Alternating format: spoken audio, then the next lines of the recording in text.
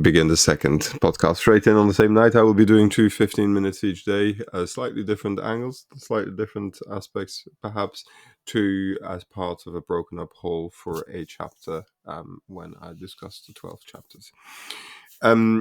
So I want to go straight in with the issue around gut or the notion of grand unified theory, because it discusses things like what is our relationship to the singularity, what are we, how do we exist, what is our relationship to gravity, all very important questions and very complicated questions. But nevertheless, whilst there's a lot of answers that come out of this theory, we need to consider that there is a socio-cultural problem around gut theories, and that is that it's quite frankly the stuff of crazies. And the reason why it's the stuff of crazies is simply because the language that is necessary to discuss some of these topics is very ethereal, it's very descriptive, and therefore becomes quite problematic to people who want to use singular terms like a table. You know what a table means, but do you really?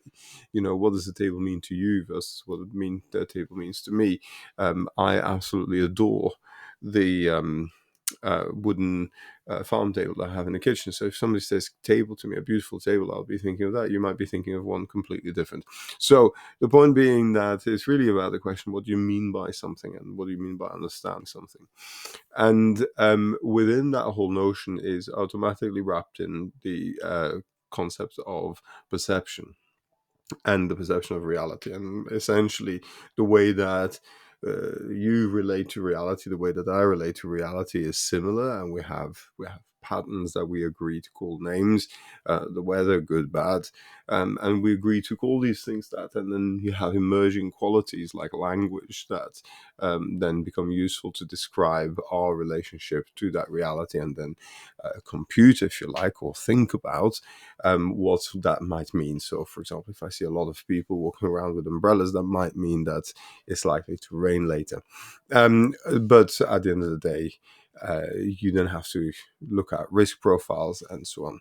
So that's where really the notion of consciousness comes up. And this is why one of the problems with this notion of grand unified theory is that it talks about how we feel and how we look at things and how we are conscious of things. But in itself, that shouldn't really be all that complicated, because ultimately we all have to accept that we are not seeing reality exactly the same. We're seeing it in very, very similar ways, but we're seeing it in minutely different ways, and that is inevitable. And simply put, that is inevitable, a simple virtue that even the head most closely next to mine, looking at the same object, is not looking at the same thing, because they're not in my place, in my position, and also they're not interpreting it in the same way. My eyeballs, being male, might have more more rods in proportion to a female body, where that there might be more rods and there's more differentiation of color and nuances. And so there are both physical differences, but then also educational differences, where that things are made to mean different things at different age groups. So there's a developmental quality to consciousness, of course, and the way that we understand information, the way that we relate to information.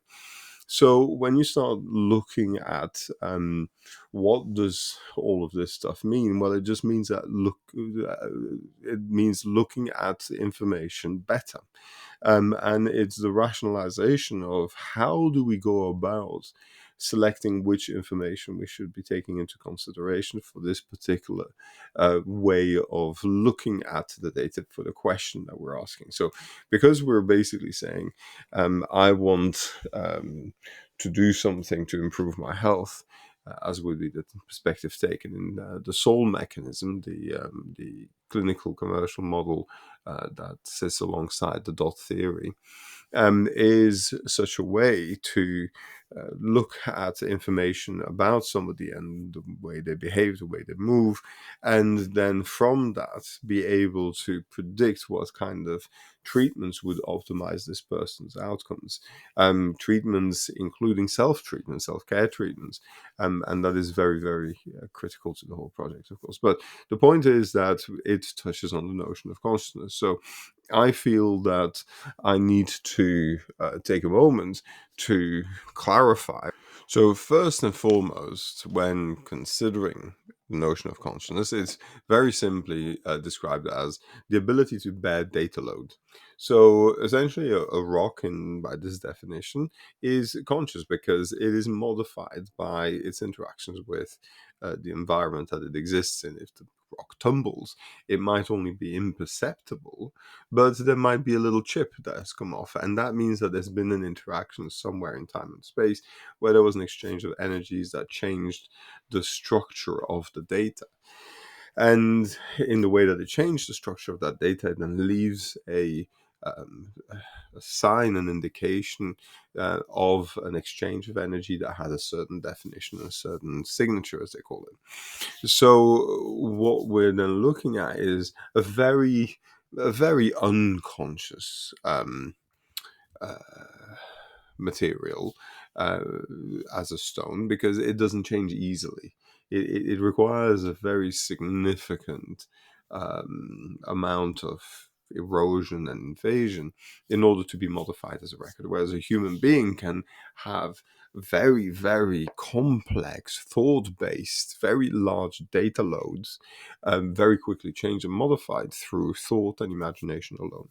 And that makes us really sitting at the other end of the spectrum in terms of creativity and the ability to engage in creativity. So you have these very simple perspectives that you can take on consciousness, where you say that consciousness is simply the ability to bear data load. And as such, we could argue that humans are very conscious, but that, for example, the blue whale and the sperm whale might be vastly more conscious, considering their ability to store data and the size of their neural networks.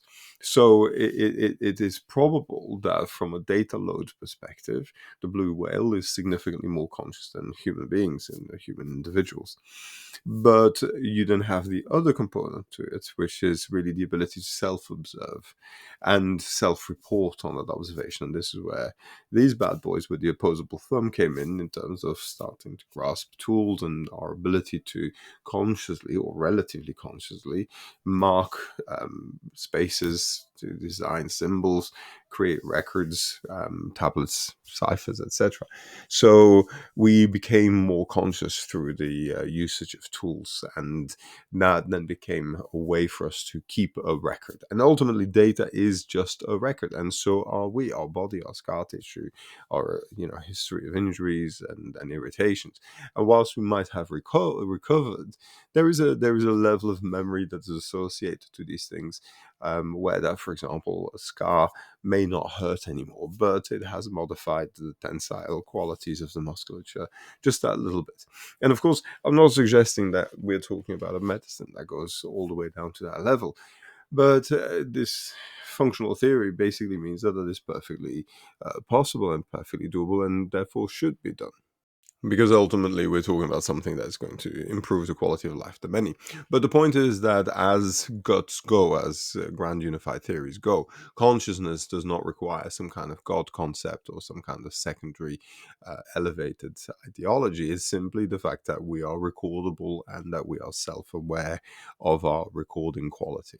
And that's yet another level yet again that may be something that, on top of having quite good cerebral quality, we also have a quality to be self-aware, unlike potentially the dolphin in terms of their ability to modify their environment, leave marks, and mark territory, etc. But who knows? And ultimately, when again trying to cover this kind of territory and looking at understanding of our relationship with reality, there's inevitable crossover towards concepts of philosophy and ultimately theology. And when you talk about consciousness, very often there is a level of comfort slash discomfort, depending on what your slant is and on its meaning. Now, ultimately, it is a word that describes itself perfectly well by both camps. And so I don't really care as such. I just think that it being represented as a data record is both accurate and useful. And for us to relate to other, let's say, animals and sentient animals as relating to us from a consciousness perspective as relative data load capability. So a fly, a mouse, an elephant, etc. So the elephant being, of course, a phenomenally interesting example who has a lot of tools and a lot of dexterity in the usage of said tools. So I'm certainly not implying that the human is the alpha apex predator in terms of consciousness levels. May very well be that there are many land animals that are vastly so, but we just don't understand in what way their data load capability exists. It might be in terms of marking territory and details and how the detail behaves.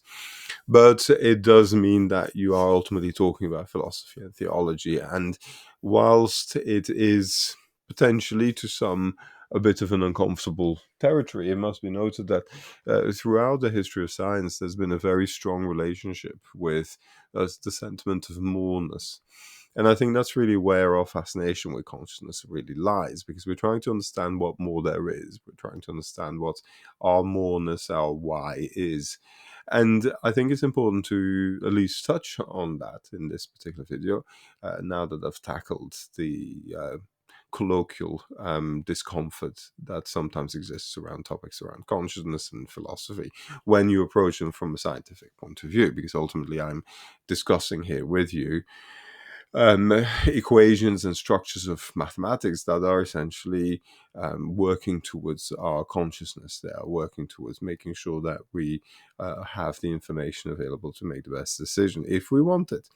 And we are inevitably, as I say, getting into this kind of theophilosophical purview.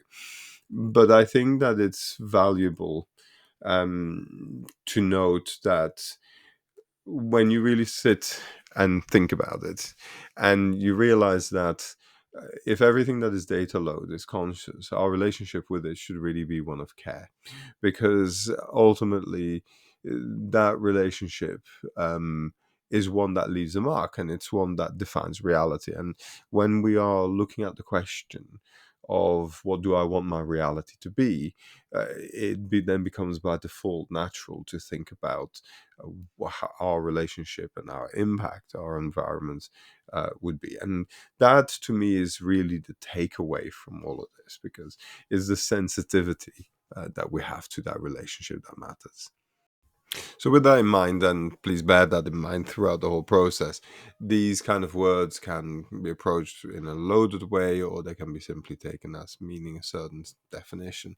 And of course, I'm asking the audience to accept that definition, but it's a useful definition that explains a lot of things, and that's really where it's proclaimed usefulness lies, because it's just logical and it makes sense to use it in that sense. So, with all that in mind, I would just like to finalize the kind of dissociation from more philosophical approach to this, because ultimately what this is doing is shifting in each of our thoughts and each of our considerations, shifting the context within which that we decide to make decisions. We become wiser in the process, if you like, and we are making better decisions. We are making the more conscious decision. So because this equation is looking at data slightly different in a way that mimics what we would say would make you make the better, more conscious, more predictable outcoming prediction. So you have this deep relationship between the fact that reality is being seen by an individual from a particular perspective, you, the patient, the person that is struggling with the syndromes, the symptoms, the problems. And that is why ultimately we have to look for a particular type of equation that looks for the information from your individual perspective. Now, of course, when it comes to privacy, and that is where consciousness again taps into directly, we very quickly realize that it's not about you personally. It's not about you, the individual, me, Stefan Vossen, that lives in at the arbitrary farmhouse. It's not about that. It's about changing the relationship that I have to information about people that are most like me, my height, my sex, my relationship with food, etc. And that is where the key lies. So thank you for your attention so far, and peace out.